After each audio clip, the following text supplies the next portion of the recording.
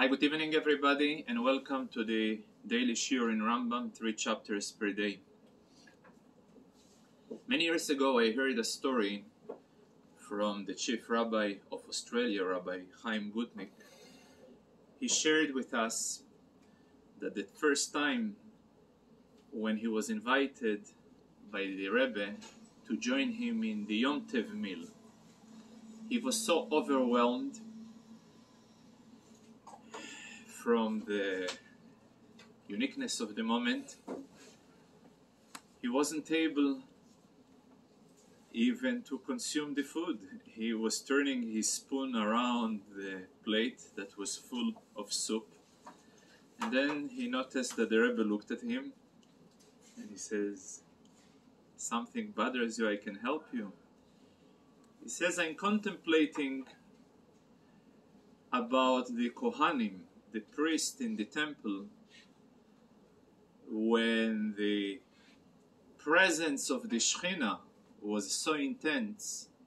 How were they capable to eat, to swallow, to chew, and to digest the holy meat that was giving them from the offerings? Now, seeing it and going through that experience, my wonder is very, very vivid." The Rebbe turns to him with a smile and he says, "True, they were going through that experience only the first time. The second time they already got used to it." Which reminds me a very interesting connection to the recent parsha we read after Aaron HaKohen was told the process of dedication and preparation and becoming the priest. The Torah tells us, "Vayas kein Aaron," and Aaron follows precisely as he was told. And everybody is asking, is it a great achievement? The opposite. You would expect anybody who was told directly from God to do anything, you gotta be foolish not to follow the instruction. But the answer, since Aaron HaKohen, he was exposed to the experience firsthand. So you would imagine a person who is under such a heavy influence of godly waves of energy, he wouldn't be able, he would lose it to follow the proper instruction.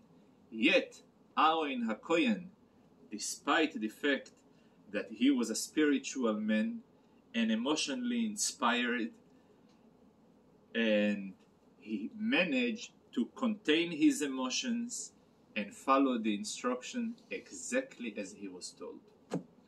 I was thinking about this idea today when I was going through the rules of the Rambam, and after yesterday introducing some special permission to conduct certain activities basically without limits in order to increase the happiness of Yom-Tov, in order to maintain a balance, some limitation for those open permission was introduced.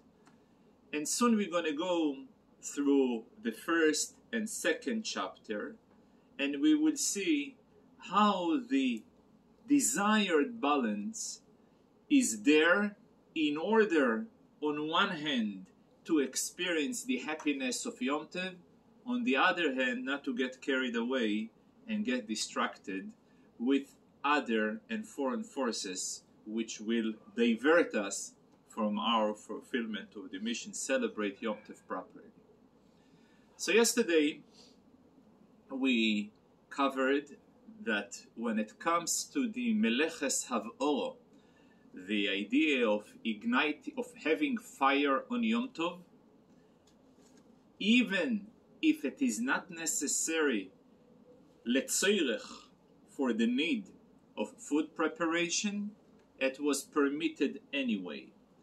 It's true, but certain restriction as well was introduced.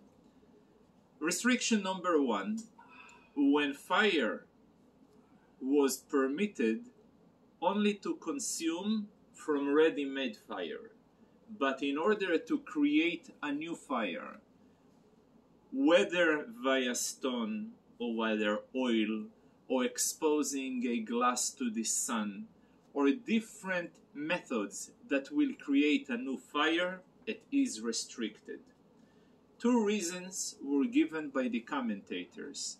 The Rambam himself gives the following reason: since, as we have learned yesterday, that any activity that can be prepared on the eve of Yom-Tov, and it will not compromise by any way the quality of the food, so therefore it should be prepared on Erev Yom-Tov. You don't have the permission to activate this activity of Yom-Tov if it's not going to bring or contribute any added value to the quality of the food.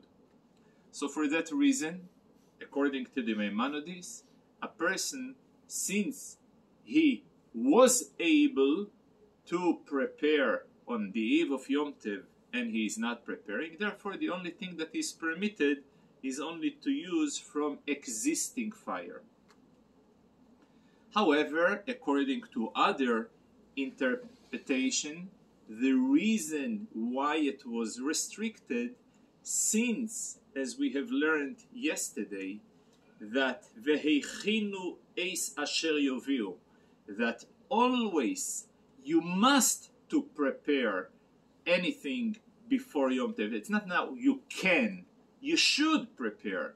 As we have learned yesterday, that any type of egg that appeared on Yom Tov, it would be restricted, since the original gzeira of hachono, that hachono preparation must be done on the eve of Yom Tov, for that reason. So this is two reasons that were given for that ruling.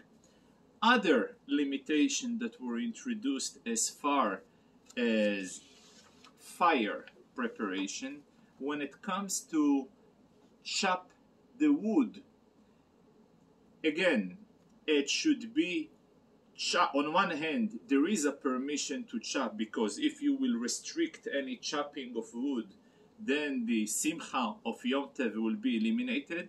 However, very specific limitations were introduced, that even when a person chops it, he should, from the side, from a very specific side of the axe, he must use, in order it should not appear in a commercial, in the industrial style of chopping wood. Extinguishing fire, in any case, it is prohibited, because extinguishing fire is not for the need of oichel nefesh. Causing indirect extinguishing, under certain condition, it is permitted. When it is part of the food preparation, because sometimes while you are, for example, roasting a roast on top of coals or sparks, so the oil or the liquid that drips from the roast can slightly extinguish the fire. Such indirect extinguishing is indeed permitted on Yom Tov as part of the preparation of Yom Tov. Now, to sharpen the knife, also in a very unusual way, it is permitted. In a professional way, it is restricted. Given that a professional way demonstrate taking the Yom Tov lightly, or it is associated with extra effort. So anything that there is extra effort on Yom Tov, it is as well prohibited. Even the way a person prepares the fire, some restrictions were introduced, that while he is organizing the wood, he should do it in a different way. Typically, a person is setting the lumbers, the wood, and only on top of it, he places the pot that he is cooking with. On Yom Tov, he should do the opposite. Two people or one person should hold the pot, and two people should go and organize the lumber underneath the path. Reason, otherwise it will appear that they are building over here, constructing over here some sort of a construction. And any type that appears to be like a constructive activity, it is prohibited on Yom-Tov.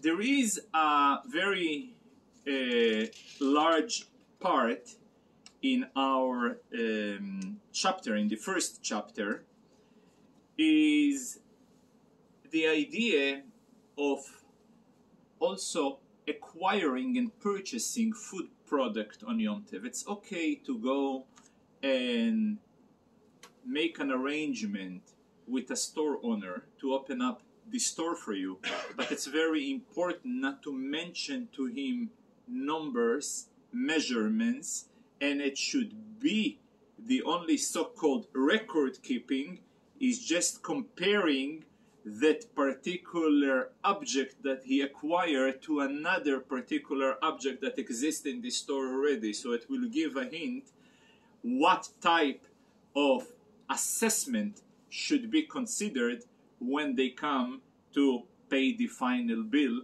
and to make the accounting, the final accounting of after the Yom Tov. There is another restriction, and yet, for example, when the person prepares the baking goods for the Yom Tov, as we said, Yom Tov you're allowed to bake. It's okay to bake, but you cannot go and measure the flour that is necessary to have for the baking goods. You must only to have a rough estimate, but you cannot go and measure it. The only item you are allowed to measure is only spices and salt. Reason, because extra grain of salt, yeah, it can make a big difference in the food. Which reminds me a story. There is a famous story that once upon a time, the Alter Rebbe and a friend of his, one of the students of the Mezritcher Magid, the rabbi from Karelin, they were hosted in a certain city, and the entire town, they were so privileged that they have such great guest of honor to stay with them of Shabbos. So they divided amongst the ladies of the community the dishes. Each and every lady took upon herself another salad, fish, meat, anybody. They divided, they delegated the tasks amongst all the ladies of the town. The only item that they forgot to delegate was the one should salt the entire food. Since everybody were certain that the food was not salted, so each and every lady at her convenience, she went ahead and salted the food. So you can imagine what type of taste the food had. And yet, the Alter Rebbe, when the food was served to him, he ate it. And the friend of his looked at him, he was wondering, how is he even able to go and consume the entire food? And he was expressing his wonder to him, and he answered to him, well, since Mezrich, since I've been by the great Magid of Mezrich, his student, I managed to implant and to apply what I've learned to him to such an extent that I've lost any taste in the pleasures of this world. So I guess only a person in the stature and the level of the Alter Rebbe can say, but other human beings, you see how it is important and what type of a difference does it make a taste of a food to such an extent that even that though generally measurements on Yom Tov is forbidden, the only exception that measurement is permitted is only when it comes to measure spices and salt. This is one exception that is given. There is other issues, and this is also a very important thing, that although that Yom-Tov, as we have mentioned, the commerce can be done, but not in a outright way, only in a roundabout type of a way. For that reason, if a person borrowed from his neighbor or from his friend any item on Yom-Tov, he has the right after Yom-Tov to demand it legally. And the other person cannot say, well, it was a trade that was done on Yom-Tov. No, he has a right to demand to return to him back the item that he lended to him. Reason, because if you would question the legality of the person to demand back his item that he has borrowed or lended to the other person, then people will be preventing or will be hesitant to extend any loans to others on Yom-Tov, and then Simchas Yom-Tov will be prevented. So for that reason, they have sealed and legalized and legitimized the demand of a person back his item that he lended to other people on Yom-Tov. The second chapter deals with the other principle that was introduced yesterday. We have learned the two items are applying the principle of mitoich, sins. For example, sins have oro, having fire, was permitted letzoirech for the need of food. Huto name sheloi letzoirech, I extended the heter also when it's not needed, but yet in order to balance it, some restrictions came about. The other principle is also hoitzo'o. Hoitzo'e is moving, carrying objects from one place to another place, though that it is permitted whether directly associated with Oichel Nefesh or not, yet, again, some limitations, some balances, checks and balances were placed in. But I would like to start with a story. One of the famous Hasidim in Israel, he used to work for his living as a tractorist. He had an excavator in the construction business in Haifa. And he was very, very blessed with talents to influence and to inspire people in the path of Judaism. And he had in mind to open up a Chabad house and devote his life full-time for the spreading of Judaism. And the Rebbe told him he should continue with his day job, being in the center of Haifa, excavating roads, paving, because the influence that he will have on people who will see him in the center of the city, a religious Jew that is involved in so anti-stereotypic activity that typically is associated with religious Jews, the impact will be tremendously more than the traditional and conventional way of Chabad house. So he had both. He had a Chabad house full-time, and he had day job of excavating the roads with the tractor. In Hebrew it's called a tractorist. So 1967, finally he managed to put $1 to a cent together, and at that time it was quite a few salaries, maybe half a year's salary, maybe more. He went ahead and he purchased a ticket to go and visit the Rebbe. And it was a short while after the liberation of the western wall of the Kotel Ma'aravi. And one of his friends turned to him, he says, I don't understand you, Reuven. You are right now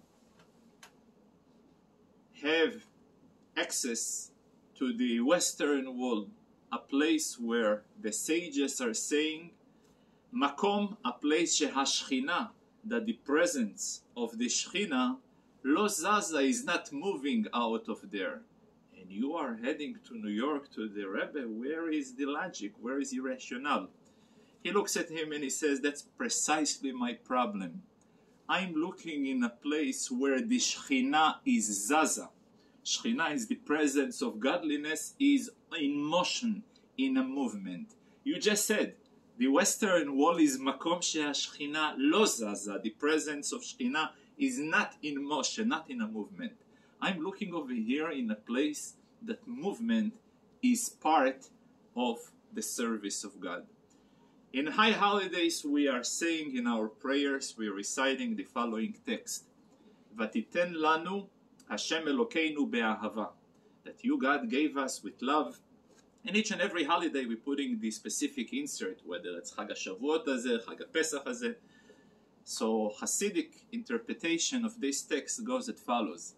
Vatiten lanu, what you gave us to experience throughout the holidays, Hashem, that God will be Elokeinu, would be our God, that godliness would be part of us, integrated with us, connected with us, sensed by us, and we should have such intimate experience of godliness. That's the purpose of holidays in general. For that reason, I was thinking about this story when we went through different rules, regulations, amendments that were given to the principle of Hotza'ah. Hotza'ah is movement from one location to the other. So, though in principle, Hotza'ah is a limitless permission to move object, yet the restrictions that are associated, heavy objects, a person should not move. And if he already has no choice, he should move them in a different way, in a different style, that he is accustomed to move them throughout the week. Let's say if throughout the week he places those heavy items in the back, this time he should place it in the front. If a person even, for example, the position, how he positioned that particular item should be in a different position.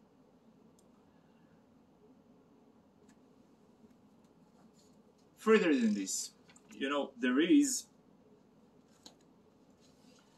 a very interesting halakha as well.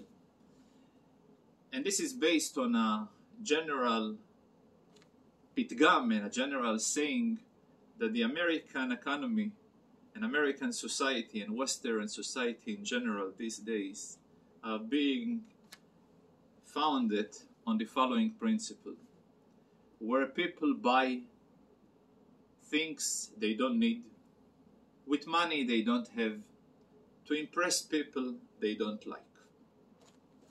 That's, on a nutshell, the entire foundation of Western civilization in 2023. That's the idea. Yet, which is based on what we spoke to make a good impression, at least in your mind. Now we see something that in halacha echoes this idea. And part of the rules of Shabbat, of Yom-Tov, relates precisely to that. As we spoke before, that though movement in principle is allowed, but any movement that associated or with excessive effort or with an external appearance, as you are there to make a restricted activity. For example, to move a ladder from one bird nest to another, there is nest houses, yeah? Nesting houses. Nest. If it is in a public area, it is forbidden, because people will think, why would a person is carrying a ladder on the street? obviously he is heading to a construction activity. A construction activity is prohibited on Shabbat. However, if he does it in his own private domain, it is okay. And this is a very controversial permission, because there is another principle in Halakha, which we covered that in Shabbat, and the principle goes the following. Anything that is forbidden because of Mar'it Ha'ain, there are certain things that their activity itself is permitted, rabbinic, not only biblically but also rabbinically. But sometimes there is an issue that people may have the impression, the wrong idea, that you are involved in some troublous, restricted activity that is forbidden to do on Shabbat. So this is called Mar'it Ha'ain, literally translated Mar'it, the appearance of the eye. The impression, the negative impression, can be caused by other people.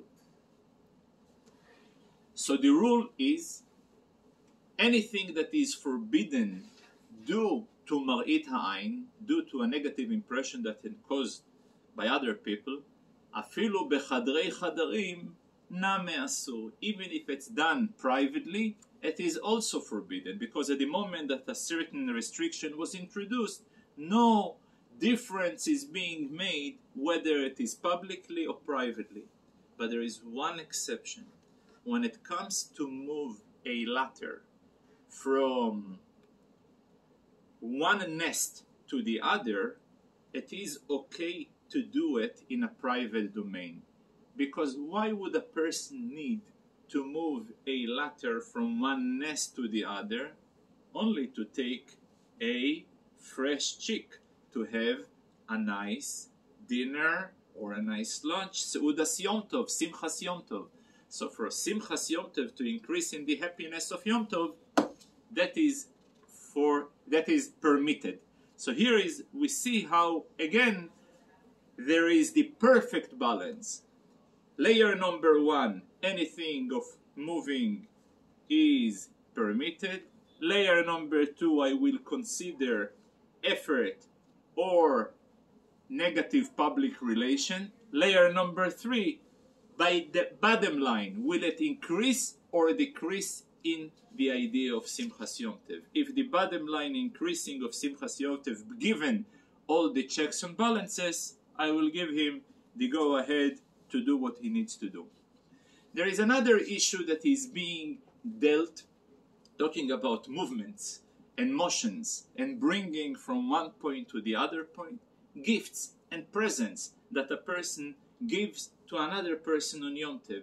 What types of gifts are permitted? What types of gifts are restricted? The guidelines is the following.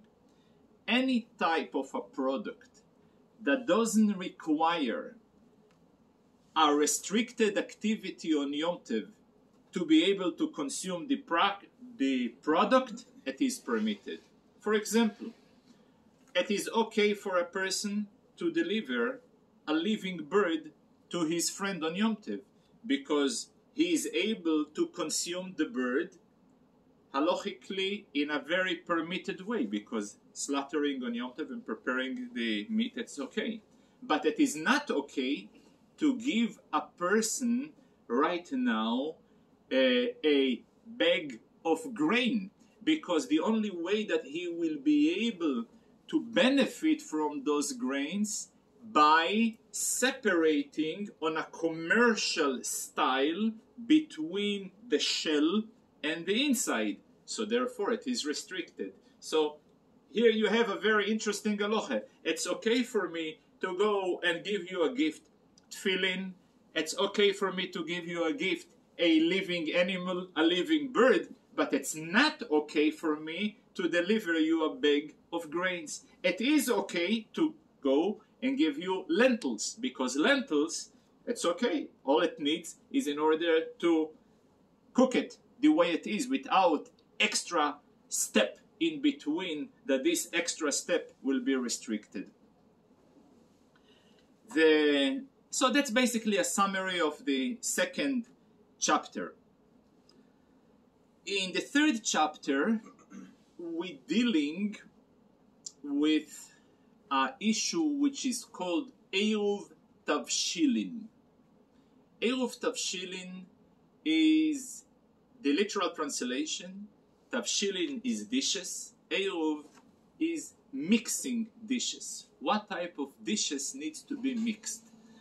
So the general idea that there is always items, rituals that they have were introduced for educational purposes. But educational purposes are so vital. Without conducting those rituals, a person can find himself in trouble on Shabbos that comes right after Yom-Tov. The idea is there is a need for a person to educate a person that on Yom-Tov he cannot go and prepare for a weekday. Anything that is being done on Yom-Tov must be done for Yom-Tov. He cannot prepare for a day outside Yom-Tov. So one of the ways that instill this idea in a person is by him having involved in a practice, hands-on, that will deliver the idea into his head. And what is this practice? When a Shabbos comes right after a Yom-Tov, you're restricting the person to prepare from Yom-Tov to Shabbos. And then a person, just by him being exposed to such a restriction, he will immediately realize if from Yom-Tov to a holier day than Yom-Tov, Shabbos, he is forbidden to prepare. So to prepare from a Yom-Tov to a weekday goes without saying that he will be forbidden to prepare. So the only way that he is able to prepare is by taking a dish, whether an egg, whether a fish, whether a meat, anything that is cooked, though it may be a symbolic measurement of a kezais, and by doing so, according to the Rambam, the definition is, he is declaring his awareness about the restriction of Hachono. Since the educational step was done, he's good to go. Other Rishonim are defining this ritual by the following logic: that the beginning of the preparation towards Shabbat is being done before Yom Tov. And at the moment you're starting an activity, a permitted activity, in a significant amount,